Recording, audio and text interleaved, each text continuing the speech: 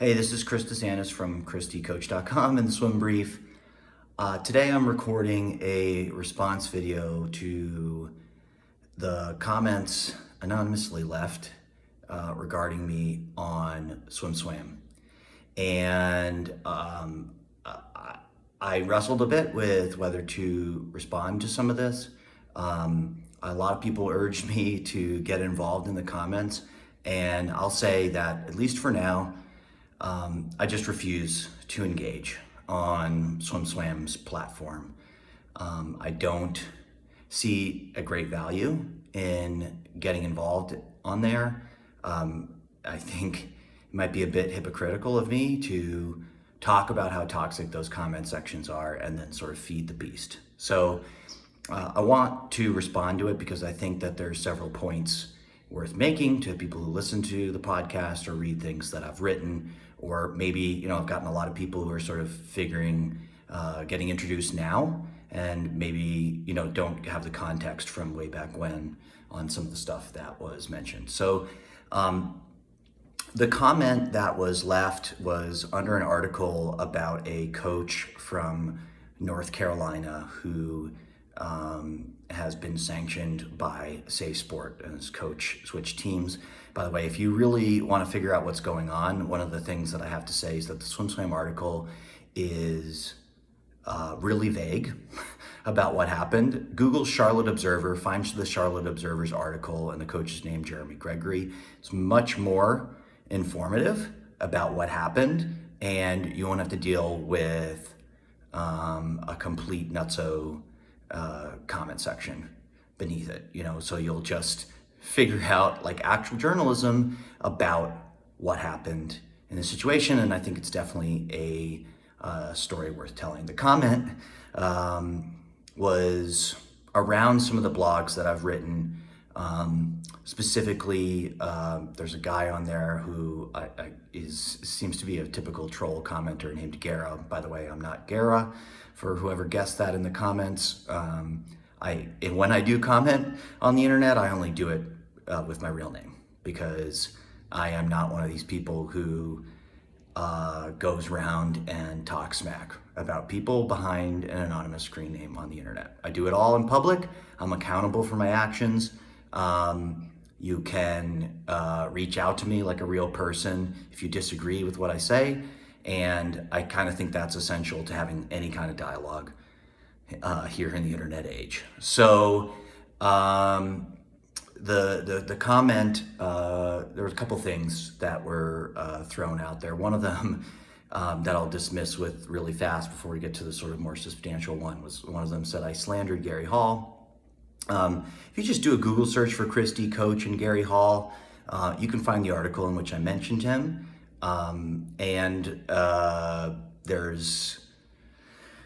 There's no mistruths said about Gary Hall. What I pointed out was that he was Facebook friends with a guy who had a really high position at USA Swimming, who was fired for child pornography, for possessing child pornography. He was one of a number of people that I pointed this out, and I actually mentioned in the article, like, I don't think that, if you're Facebook friends with somebody, that you are endorsing what they're doing. Gary Hall Jr. had a really strong reaction to it. He wrote it. I published the reaction so that people could see it, as well as my response to him, because I think, again, it's worth being transparent about how all these conversations are happening. So I get it that Gary Hall Jr. is mad at me, but even he didn't assert any facts that I got wrong in what I was writing, which sort of leads me to the other part. There's something in there about Dick Schulberg. Again, if you want to find my article on Dick Schulberg, you can Google "No Legend," Christy, Coach. I believe that's in the title of the piece, and that was where I spoke with 5 former Germantown Academy swimmers and got firsthand accounts of the abuse that they suffered from Dick Schulberg. And I've heard quite a bit more since then. I made a report to Safesport about it. And again, what's I think is worth noting in this is nobody has ever, like, there's of course people who are upset. A lot of people really admire Dick Schulberg. They think that he is an amazing guy. And I honestly, like, if you really like Dick Schulberg, hold on to that.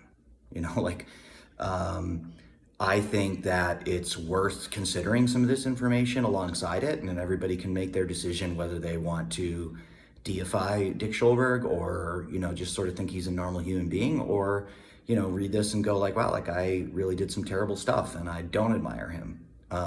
That's up to you to decide. I definitely am in the camp that I don't admire him. I think he's done a lot of harm, and I don't think he should be in a position of authority over children anymore, which he still is.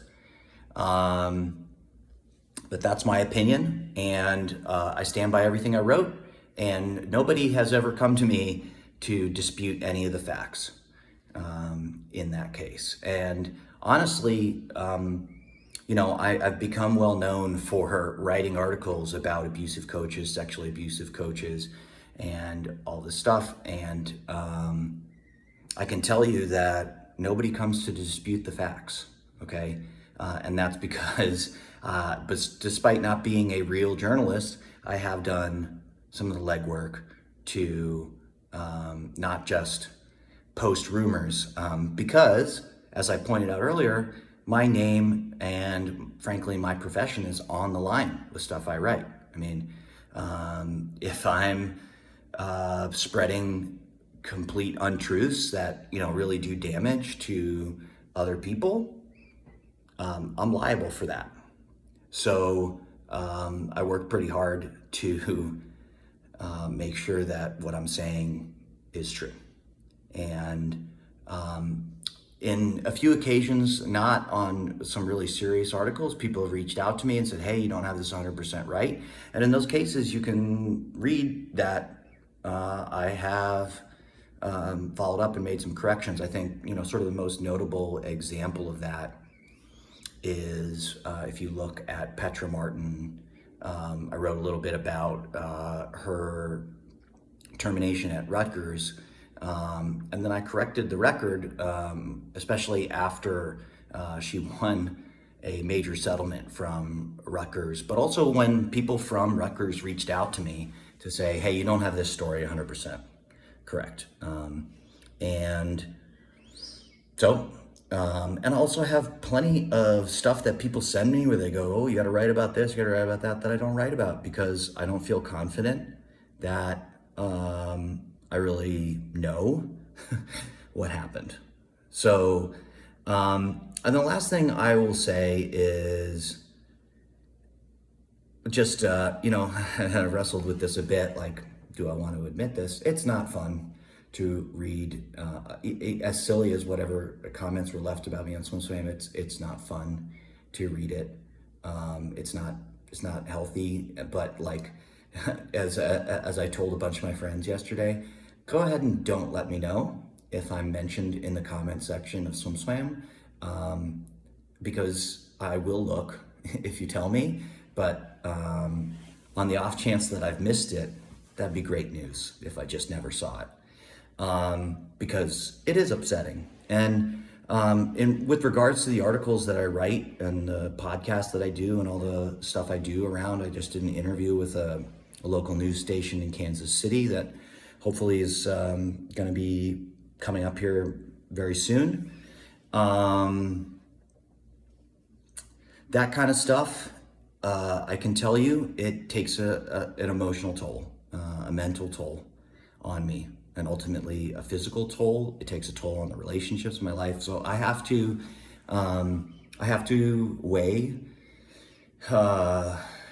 my willingness to do something, because I see this stuff as an existential threat to something that I really love. I love swimming. I love coaching swimming. And when people violate that trust and hurt people that are trying to just enjoy the sport of swimming so much, it's really upsetting to me, and I feel an urge like I've got to do something about it. But every now and then I have to pull back from it, because first off, knowing this stuff, like knowing that there was a guy who worked for USA Swimming who was into child pornography, it doesn't feel good. feels awful to know that kind of stuff. And I know way more of those things than I ever cared to. Okay. It does take an emotional toll on you. Um, I even to the point where I've had sort of several bursts where I get really, really, really into the depths on writing some of that stuff, and then I've had to pull back for my own well-being, because I just simply get in over my head and I get really depressed. I get just sort of in a deep dark hole, and it's not good for me. It's not good for the kids that I coach. It's not good for my family, my wife, my two kids. All of them deserve, you know, a me that's not sort of doing something that pushes it to that level. So, this is my attempt at a serious, thoughtful response to, what is basically a troll comment on Swimswam. I really wish that Swimswam would stop their comment section, but they won't, because, as I said to a friend, that they're basically a trash social media site that gets their whole business model is built on spicy comment sections that get people visiting and visiting again to see what is coming out, and they really don't care how many people get hurt as a result of it, as long as it gets a few more clicks on the website.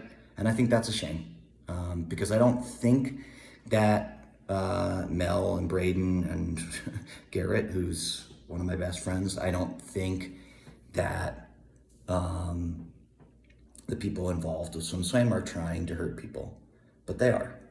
And I think in allowing comments, they should weigh, does this provide more good than bad? And in my opinion, it provides a lot more bad than good. There's very little good that comes out of having that comment section, except more people visiting Swimswam. Anyway, that's my response that I'm recording here from an empty room as I'm moving today, and just waiting for one last thing to arrive so I can get out of here. Had a few minutes. As always, thanks for listening, and I'll be back on Tuesday. I got Julie Bachman and John Bradley coming on to talk about some meet format stuff, and then Thursday next week going to be the big Olympic preview with Eric and Joel, so you can look forward to that. Thanks.